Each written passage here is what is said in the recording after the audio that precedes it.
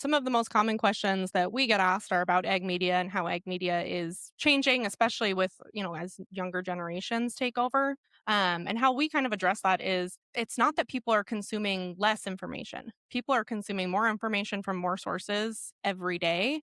It's a matter of them finding the sources that they connect with the most. And that's where having trusted farm broadcasters is really helpful and really beneficial. That's a Head On. We live it. The Live Ag Podcast. From seed stock bull sales built on generations of performance to commercial video auctions backed by real relationships to equipment auctions that keep operations moving forward. Live Ag connects cattle producers to opportunity. Quality cattle deserve premium prices. The right bulls deserve more buyers, and dependable equipment deserves a fair bid. Whether you're consigning to a Live Ag video auction, marketing seed stock, or moving iron through the equipment exchange, we combine local representation with nationwide reach. Connect with your Live Ag rep by scanning the code on your screen, or visit us online at live-ag.com. We are proud to be powered by Biozyme, the makers of VitaFirm and Gain Smart. Value-added nutrition partners trusted by cattle producers across the country. Now, here are your hosts, deCordova and Casey Mabry. Welcome to the We Live It podcast. Myself, Casey Mabry, and co-host deCordova. We're excited to have a couple guests on here today. We've got the team from the Northern Ag Network, Colter Brown and Amelia. I know I was going to mess that up. Siroky, and excited to have you guys on here to work with us. I know that Ty and his team have been working with you guys pretty extensively here.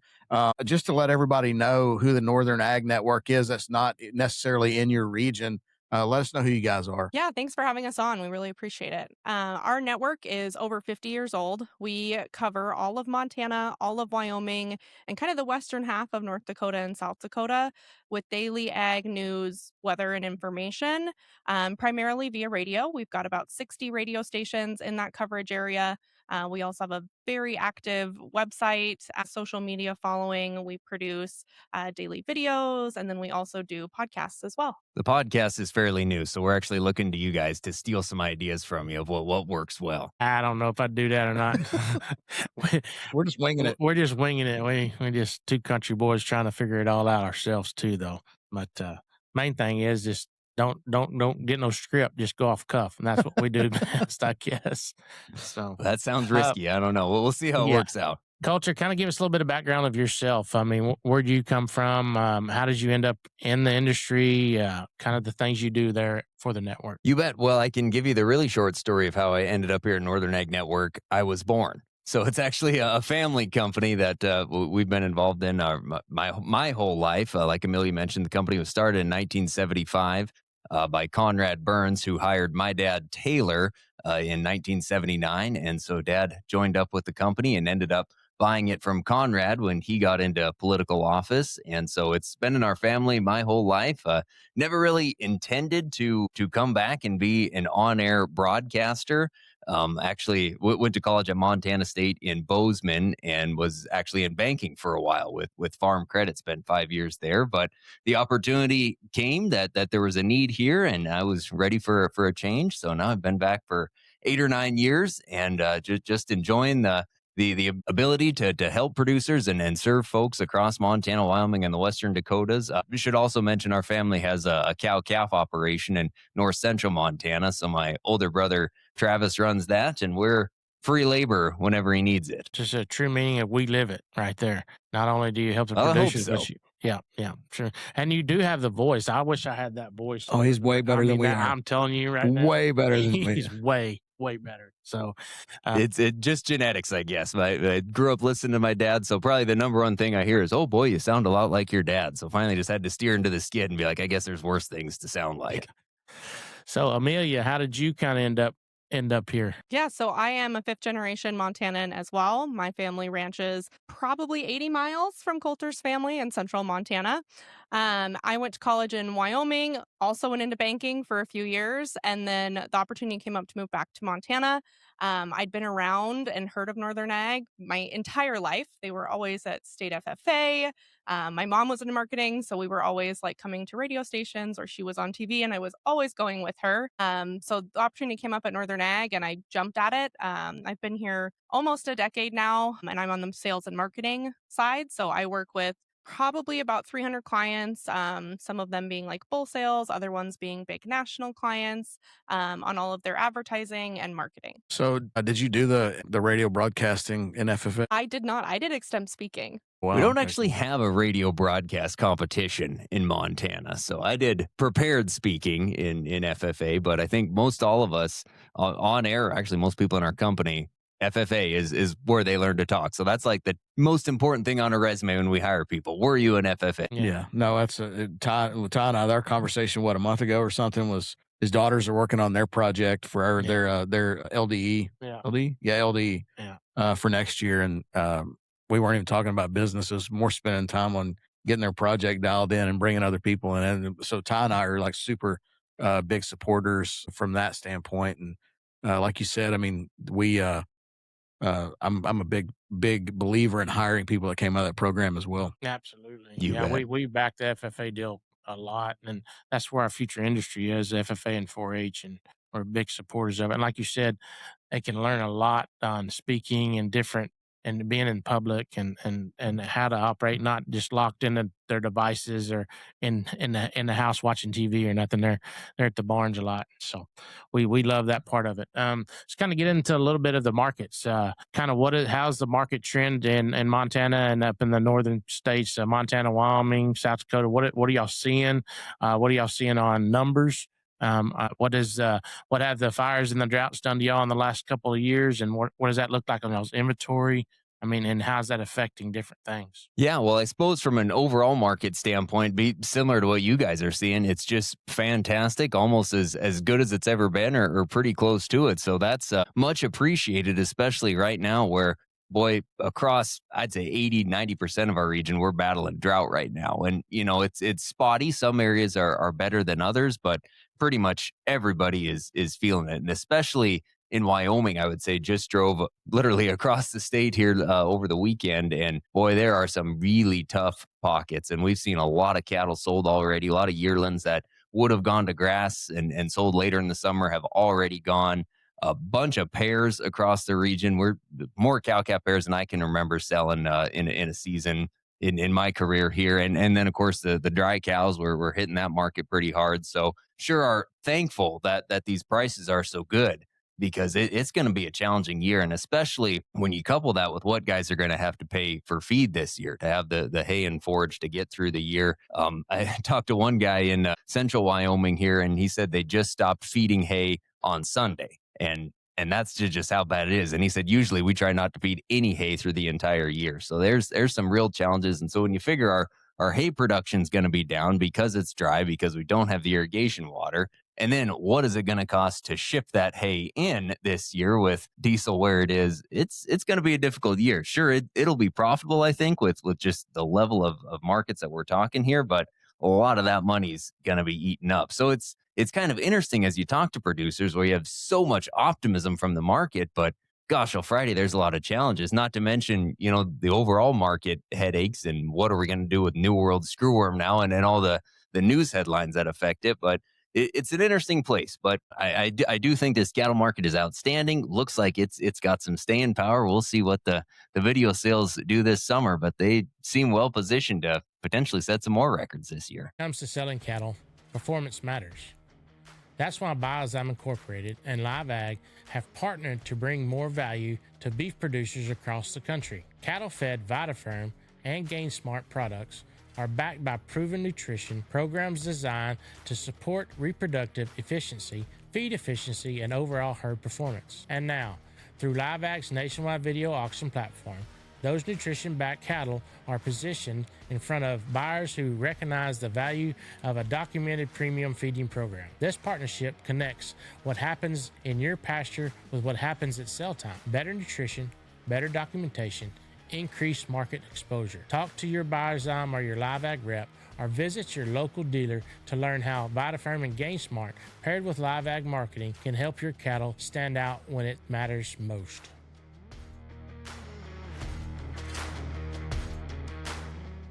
Yeah, no Yeah. doubt. I think this summer we could see some. Yeah, There's been tons of optimism out there, and I'll tell you, I mean, like you guys are having to deal with the headlines each and every day, and actually probably recite the headlines in a lot of cases, or really You bet. elaborate on them. But I know that the weather's definitely been a major impact. I know your grain situation predominantly in those areas that rely on ditch water, coming out of reservoirs and things like that. Eastern Wyoming and those areas, they're going to have some issues not having enough water to irrigate those crops. And I know that, those local corn bases are something that we're probably have to keep a pretty close eye on here as we start going through the growing season and get into harvest and things like that from that situation. But yeah, cattle have been incredible. And you know what? It's probably time to reward the corn farmer too, because it's been pretty tough. Well, that's true. That's true. And you mentioned where we're at in herd rebuilding, and I'm kind of curious for your guys' thoughts on it, because at the start of the year, I would say this market is too good not to grow the herd. Like you just can't be talking profitability at this level and have guys not wanting to hold back heifers and expand it every second. And now my tone has totally changed. Like I don't see any way we can grow numbers, at least in this part of the world, when it's as dry as it is, and guys are already having to pull back on their numbers to save what grass they can. Thankfully, we did get a pretty good shot of rain, at least in Montana here. I guess it was 2 weeks ago. So that, put a little bit of hope, or at least reminder that it can rain around here. But I don't see how we grow this cow herd, which you take that to the macro level. If we're not growing the cow herd, well, then the price probably just stays elevated for longer. I don't know. What are you guys seeing in your part of the world? Yeah, I'd say, I mean, I'm a big incentive drives outcome kind of person. And I know that whenever we start talking about all the things that are difficult to do that, but just as dry as it is in your area, there's other pockets of the country that are experiencing really good rainfall. And so the good thing is we can stick a lot of these cattle on a truck and move them somewhere. And there's somebody that's willing to do it. I think whenever you go look at what cow slaughter is and how reduced the cow slaughter is, it definitely tells me that we're not liquidating, and we're probably doing a little bit of expanding, because expansion doesn't necessarily, we see this in the dairy herd. The dairy herd's grown by 400 to 500,000 the last year. And it's really done through lack of culling, because we've made the cow herd older and that deal, we got more longevity in the cows. I think we're seeing that also, because you can make the cow herd bigger by not slaughtering, right? Because it's not necessarily adding to, it's just not subtracting from. The other thing that I would tell you, and I actually made this comment to Dr. Peel once. I was on a panel with him at NCBA. I think a little bit of the heifers that are in the cattle on feed report, the industry is probably missing that from some degree, in my opinion. Because 10 years ago, we didn't have heifers on feed from the dairy supply chain in the feed yard numbers. It was only steers, because all the heifers were Holstein heifers that were getting, put back into the Holstein herd. And we were culling the dairy herd at a much more rapid pace and replacing that faster. The dairy industry's gotten extremely efficient as growing their sexed heifers out of dairy heifers. And then the rest of them are just natural fall steer and heifer, with a native beef type bull, whether that's an Angus bull or a Limflex bull or whatever that's bred onto them. And then we're feeding that. So what I would say is the heifers that are on feed today, it's probably 1.5 million head larger than what would have been there. So if you look at the population that's on feed and you say the heifer slaughter is big, the heifer slaughter is big because a lot of them are dairy heifers that were terminal. They had never believed to go into that deal. So I think we got to rethink the way that's probably positioned a little bit. So the data skewed. I had to take the R out. Yeah. The data's skewed. Yeah. And so, and I think as we move forward, the dairy industry is actually going to flip to sexed bull semen and make more steers. So then whenever we get to the flip side of this deal, it's going to look like we're expanding, and we're not. You see what I'm saying? So the data that we've historically relied on probably needs to be rethought and kind of just theory, some theory around that to understand it. Absolutely. Because we could be getting signals that aren't necessarily accurate. But when you go back through it, I think there's certain pockets that's difficult to do. But I'm telling you this, if I'm a cow calf owner, if I'm a producer, I'm doing everything in my power to hold on to every cow or female that I can. because she's you just going can't to own generate enough more of them revenue when those later. calves are worth this much. Yeah. Yeah. Get one more out of her for sure. Oh, for I sure. mean, Yeah. absolutely. Yeah. Yeah. Talking about the drought and all the stuff, a lot of y'all's grazing is public land grazing. How does that look up there? Are we gaining any ground on opening any more of that up for access for grazing, or kind of what is y'all's policies looking like on that? Well, we've certainly heard USDA and Interior talk about opening up allotments. I have yet to talk to anyone that's actually done that, but apparently that's the direction they're going to go. And I don't know that how many vacant allotments there are out there that would really dramatically help grow the cow herd. But you're right. It is a big deal out here in our part of the world. I mean, half of Wyoming is public land, and Montana's not quite that much, but there's sure a lot of BLM and Forest Service out here, and it's an important part of what we do. And really, with this administration, it's gotten a lot more friendly towards ranchers who graze on public land. They've actually got a new grazing regulation that's out for comment right now, and it looks pretty friendly. That it's going to provide us some more flexibility and pull back on the areas of critical environmental concern where they can put that designation on and essentially force it out of production. And they're actually going to apply rangeland health standards to everyone that uses public lands, all multiple use, not just grazing, which has been the case since the 1990s. So pretty positive on that aspect. But like you mentioned, just a critical portion of how we are able to use the land out here. And I think and Amelia's family, I know, has BLM allotments that they utilize as well. And it's trying to communicate that, I guess, to the broader public, because out here, the sportsmen will say, well, the ranchers won't let anyone utilize the public. It's public land, but if it's landlocked, no one has to let you into it. But I think the rancher cares for the public land like it's their own because they're intended on using it as long as they can. So there's no incentive to not care for the land. Amelia, I don't know, anything you'd mention on public land? We had a really interesting episode of our Next Year Country podcast at Wyoming Stock Growers, where there was actually a guy talking about their allotment that burned up 2 years ago. And he was talking about how the herd rebuilding cycle kind of laid into that. They had this allotment that completely burned. They had to get all their cattle off of the mountain in quite a big hurry. It was quite an awful fire, actually. But their herd was kind of in this point where they were considering rebuilding, but because of that allotment, they ended up kind of leaving their numbers where they were. And it ends up that it's going to work out for the better. But it was an interesting kind of mix of where the cycle was mixed with how their allotments worked out and not being able to find much more for grazing. I thought that was a really interesting story. And Yeah, one of our so biggest public land issues out here, I'll just throw this at you guys and you can do what you want with it. It might be worth its whole podcast in itself, but in north central Montana, we have a nonprofit group called American Prairie that owns 200,000 acres of land and controls probably double that in terms of public land. And their goal has been to get the livestock off of it and stock it with bison and have a free roaming bison herd that is not managed as livestock. And so that's been it probably the single most contentious issue in north central Montana. And just a couple of weeks ago, month ago, the BLM finalized their rule that said, no, those bison cannot be on the federal grazing allotments because the Taylor Grazing Act intends for that land to be used for production, not a conservation herd that's not being used. So if you guys want a big story that matters to guys in Montana, that would be a full podcast and then some. It's been a fascinating issue to watch. It's headed back to court actually just this week, but it's probably a big issue that we talk about in how public land is used, and can a conservation group get a hold of it and kick all other uses off the land. And not so just if they public got land.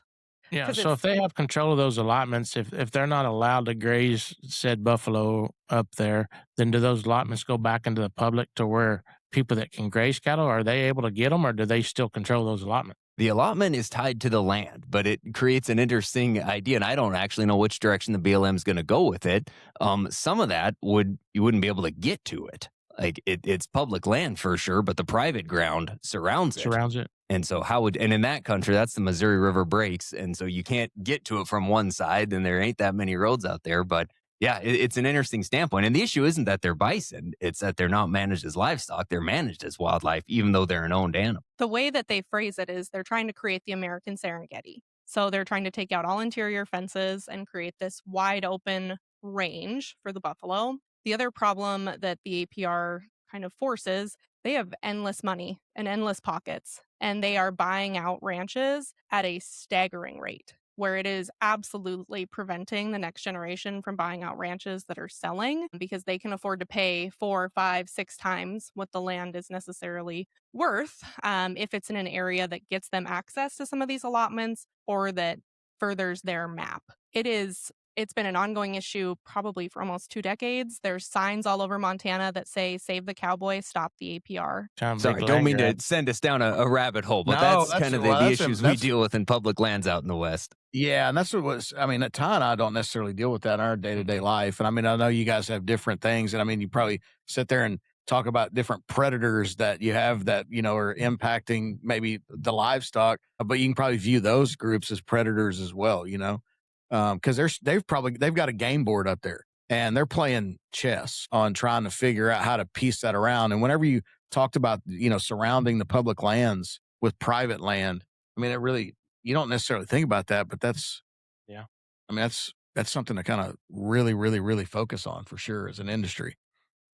It is, and Absolutely. as a nonprofit group, they can play the long game. They've got hundreds of millions of dollars, and if you won't sell your ranch, they can wait you out, see if your kids will or your grandkids. So it's a Yeah, and it's a challenging situation. yeah, that's wild to think through. Mm. The closest that Tom I get to see that's on the Yellowstone Yeah. TV show, right? Yeah. If you watch it. So. Oh Lord. Amelia, anything you want to mention? I mean, we're here on a podcast, a couple of radio guys. We want to talk about the changing medium, how we Yeah. reach producers. Yeah. Absolutely. Some of the most common questions that we get asked are about ag media and how ag media is changing, especially with, as younger generations take over. And how we kind of address that is it's not that people are consuming less information. People are consuming more information from more sources every day. It's a matter of them finding the sources that they connect with the most. And that's where having trusted farm broadcasters is really helpful and really beneficial. I can't tell you how many times I've gone to conventions with these guys and somebody will come up to them and start talking to them like they have known them their whole lives. And the guys will have no idea who it is most of the time. But because they listen to them every day, they feel like they really know and connect with the broadcasters. And that's their person. That's their person that tells them the markets every day. That's their person that tells them the weather every day. And so they feel like they just know everything about them and they know them personally, even when they might not necessarily. We have seen a shift in some ag media where there's been more requests from advertisers all the time, for digital or podcasts, whatever the new shiny thing may be.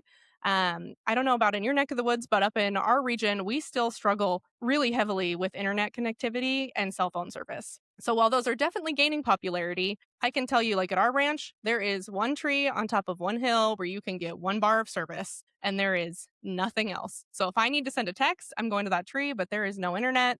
I mean, Starlink is our only option out there, but we can get 3 of our Northern Ag affiliates on the radio. So in a lot of areas, especially in Wyoming and Montana, we're still struggling with connectivity. So where digital and podcasts may be the new bright, shiny thing, they're not 100% realistic in our region yet because of those issues.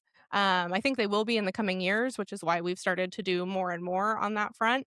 But in our region, radio remains king. You Yeah, bet. that's something that I didn't even necessarily think through that. I mean, that's because in today's day and age where you used to not have cell phone service in a lot of places you'd go. My wife and I, when we first got married, we lived in Torrington, Wyoming. And so you hit an area between Torrington and Cheyenne where you wouldn't have service for 30 miles or something. And I'd get freaked out. But now it's like you don't even have to worry about that where we live here. But you're saying out there where you're at, yeah, there's definitely some issues there. But Starlink, I mean, is it making it to where you can pretty much have access anywhere? I have it I on the use ours all dash the of my time. pickup. Yeah. Yeah, I I take I one think with it'll me help a everywhere I lot go. of, and it helps a lot of guys, like, if they do, like, bull sales.